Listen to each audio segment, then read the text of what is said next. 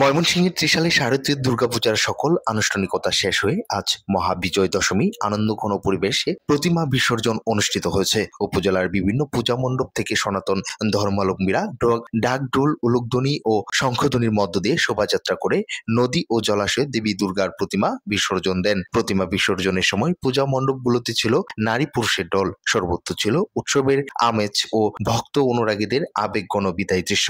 ভক্তরা বিশ্বাস করেন মা দুর্গা ভক্তদের দুঃখ দুর্দশা দূর করে স্বর্গলোকে ফিরে যান এবং আগামী বছর আবার নতুন করে আগমন ঘটাবেন। এ সময় স্থানীয় প্রশাসন, পুলিশ ও আনসার বাহিনী নিরাপত্তা নিশ্চিত করে বিসর্জনকে কেন্দ্র করে ত্রিশালের বিভিন্ন এলাকায় উৎসব পরিবেশ বিরাজ করেছে। শাহিনুর ইসলাম, জাগ্রত টিভি, ময়মনসিংহ।